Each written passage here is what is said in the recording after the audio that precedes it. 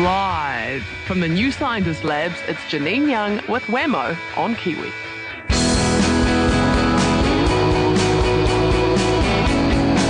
Is joining us from the New Scientist Laboratories in Australia, Melbourne City to be specific. It is Janine Young with us this morning.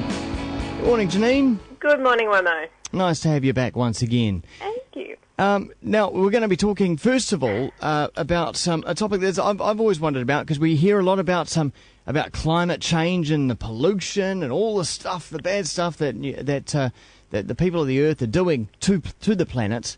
But I've always wondered, well, at what point does everything collapse? You know, at what point do all the ecosystems that help us live and make us survive all collapse? What is the tipping point? It's a very good question. Unfortunately, not a simple one.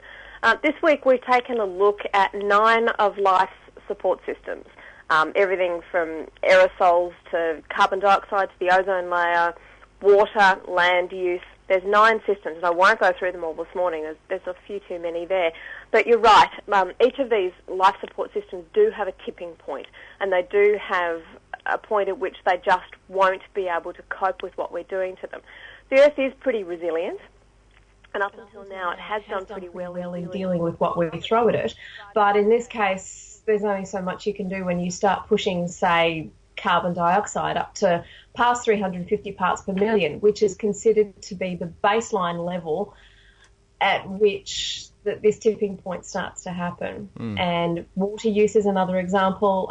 If you start using too much of the Earth's surface, you start running into problems where people can't use water for agriculture and the like. Mate, you've got feedback going on there. Can you turn that down for me? Oh, sorry, you're sending it back to you. That would be quite annoying. It's just off-putting more than anything else. Yeah. That's okay. I can move forward.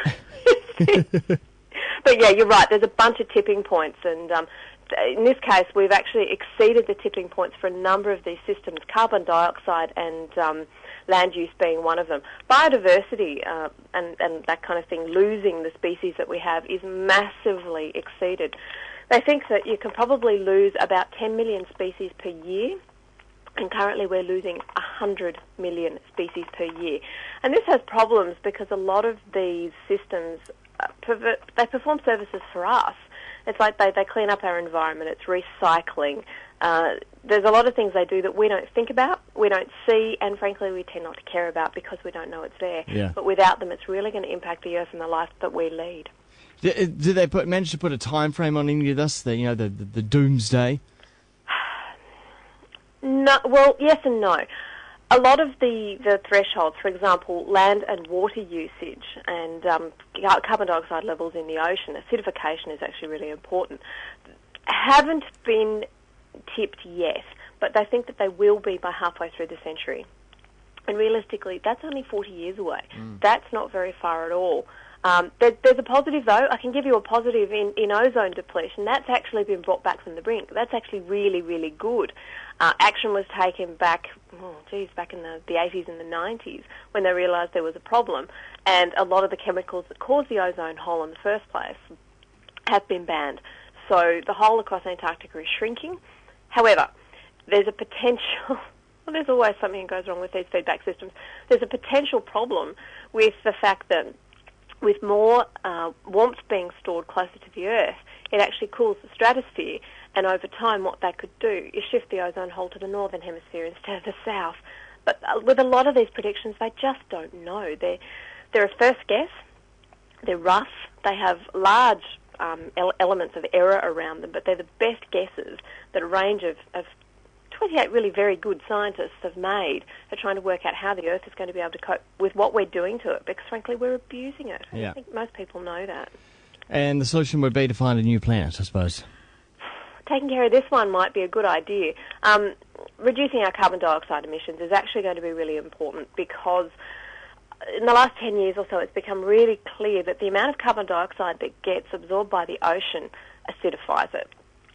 I think in the last 50 years, 100, however long it's been, the ocean's pH has shifted from 8.15 to 8.05. And that doesn't sound like a very big difference, but as soon as you start acidifying the oceans, it has impacts on how crustaceans and other creatures that have shells are able to build those shells. Aragonite is a particular type of carbon carbonate. Carbon carbonate? That's not right. Whichever one it is, it's a carbonate that they need to incorporate into their... calcium carbonate, sorry. Yeah. That they need to incorporate into their shells. And if it gets below a particular ratio to fresh water, they're not able to incorporate it anymore. But no one knows what will actually happen. No one knows whether or not the carbonate that's in their shells will dissolve. They don't know whether or not they'll actually have time to be able to migrate because they're working out that this, isn't working for them. No one knows what will happen, but you'll end up with more dead zones in the ocean. The coral will probably wind up dying completely because it's already been stressed by bleaching and warmer temperatures. And frankly, we just don't know what's going to happen, but it can't be good. Oh, it's all bad news, Janine. I know, and that really is probably the message of all of this, that, okay, we're doing okay in some of these things. Our water usage is within boundaries at the moment, but by the mid-century, it's likely not to be. It's likely to be at the point where the Earth really is stressed. We're removing water from deep, deep aquifers that won't be replenished by rain, and that then changes weather patterns when you start moving water around and drying areas out. It affects things like the monsoon, which has knock-on effects for different areas. If you dry out an ocean, for example, or a seabed or a river or anything like that, then over time what it's likely to do is change the weather patterns to make it hotter in summer, cooler in winter, and all round more dry. That then has impacts for how much rainfall falls elsewhere. You can see how this goes on. It's all interconnected, and that's part of the problem. As soon as you mess with one part of the system, you're going to start messing with the rest of it. All right, well, let's change the subject altogether and onto this next story that says that research has indicated that people are not as spontaneous as they might like to think, Janine. Yes, spontaneity, who needs it?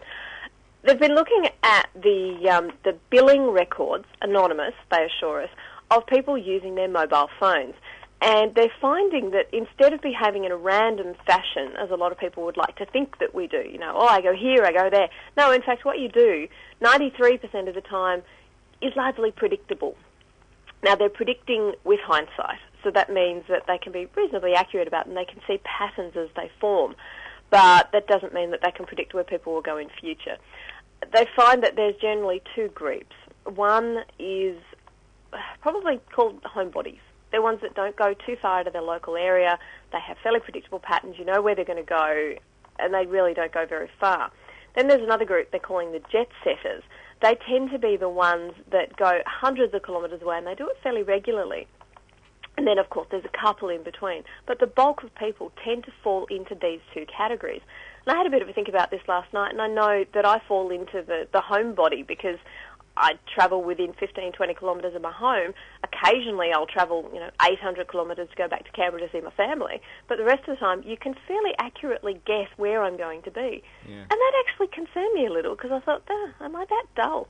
But they think because it doesn't vary with age, gender, location, because I looked at a couple of countries, this is probably down to human nature.